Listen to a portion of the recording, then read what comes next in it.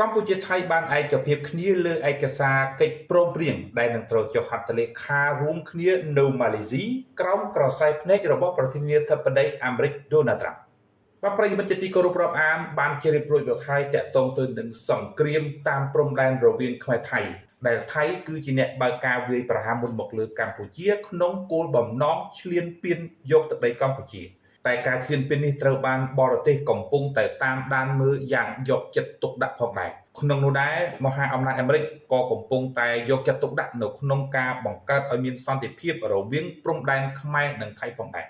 ហេតុនេះសូមលោកអ្នកចូលរួមតាមដាននៅព័ត៌មានពិស្ដារដូចខាងក្រោមនេះថ្លែងក្នុងពិធីសម្ពោធប្រលានយន្តហោះអន្តរជាតិតេជោជាផ្លូវការកាលពីព្រឹកថ្ងៃទី20ខែតុលានេះលោកនាយករដ្ឋមន្ត្រីហ៊ុនម៉ាណែតអំពាវនាវឲ្យពលរដ្ឋកោតទោសរដ្ឋាភិបាលចុះប្រសិនបើរកឃើញថាមានការភូតភរដើម្បីយករួចខ្លួនក្នុងរឿងចំនួនព្រំដែនកម្ពុជាថៃតែដំណើរគ្នានោះលោកនាយករដ្ឋមន្ត្រីហ៊ុនម៉ាណែតក៏បានស្នើឲ្យអ្នកនយោបាយគ្រប់និន្នាការនិងពលរដ្ឋកុំដេញដោលរឿងសមរភូមិប្រយុទ្ធណាខ្លះដែលចាញ់នឹងចំនួនកងទ័ពពលីប្រមាណផ្ទុយទៅវិញសម្រាប់លោកនាយករដ្ឋមន្ត្រីហ៊ុនម៉ាណែតគ្រប់គ្នាត្រូវតែជឿជាក់លើការលះបង់បដូរសាច់ស្រស់ឈាមស្រស់របស់កងទ័ពកម្ពុជាក្នុងការការពារបូរណភាពទឹកដីរបស់ខ្លួន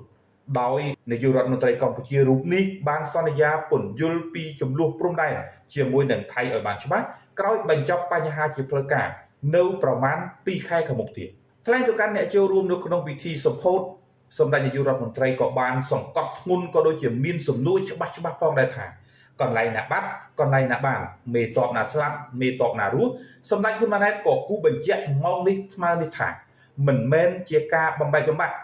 មិនទុកចិត្តគ្នាទៅវិញទៅមកតែជារឿងជឿជាក់តែមួយគត់ថា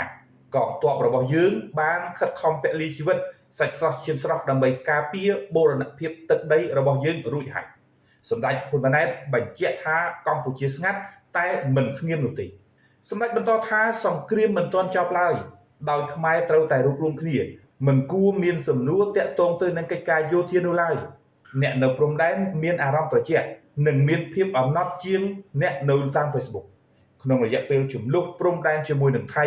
ក្នុងរយៈពេល3ខែនេះរដ្ឋាភិបាលស្ងាត់តែមិននៅស្ងៀមនោះទេគឺគ្រប់ផ្នែកគ្រប់ភារកិច្ចទាំងអស់រួមគ្នាជួយដោះស្រាយបញ្ហាជាមួយគ្នាហើយអ្វីដែលពិសេសនោះគឺចង់ស្ដារស្ថានភាពដើម្បីកិច្ចដោះស្រាយបញ្ហាព្រំដែននេះឲ្យបានចប់ឈប់តឹងទ្រូងបន្តទៀតហើយឈានទៅរកការដោះស្រាយបញ្ហាជាមួយគ្នាដោយសន្តិវិធីតាមគោលការណ៍ដែលធ្លាប់ជួបគ្នាពីមុនមក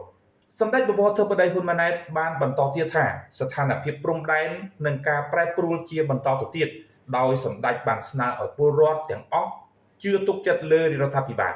ក្នុងការដោះស្រាយបញ្ហាព្រំដែននេះដោយរដ្ឋាភិបាលកម្ពុជាគឺចង់បញ្ចប់បញ្ហាចង់បញ្ចប់ចំនួននិងការពារប្រជាពលរដ្ឋការពារទឹកដីការពារកងទ័ពដោយរកវិធីនៅក្នុងការដោះស្រាយបញ្ហាដោយដែនអធិបតេយ្យភាពទឹកដីតាមរយៈការមិនប្រើកម្លាំងនិងងាកមកប្រើយន្តការស្របច្បាប់យន្តការទ្វេភាគីនិងកិច្ចព្រមព្រៀងដែលមានស្រាប់អនុសញ្ញាឬក៏យន្តការអន្តរជាតិដែលចូលរួមបញ្ចប់ចំនួននេះផងដែរជាមួយគ្នានេះដែរបើតាមការបញ្ជាក់របស់លោកប្រាក់សុខុនរដ្ឋមន្ត្រីការបរទេសដែលផ្ដល់បទសម្ភាសន៍ជាមួយនឹងទូរទស្សន៍ជាតិតតកក្រោយត្រឡប់មកពីចូលរួមប្រជុំជាមួយភាគីថៃដែលមានការចូលរួមពីសហរដ្ឋអាមេរិកនិងម៉ាឡេស៊ីថាកិច្ចព្រមព្រៀងនេះបានបញ្ចូលដល់ការដកអាវុធធុនធ្ងន់ដកកងទ័ពការបង្ក្រាបបទល្មើសអនឡាញបោកសម្អាតមីននិងការដោះលែងទាហានកម្ពុជាទាំង18រូបក៏ដូចជាការដោះស្រាយព្រំដែនដោយមិនប្រើកម្លាំងទ័ពជាដើម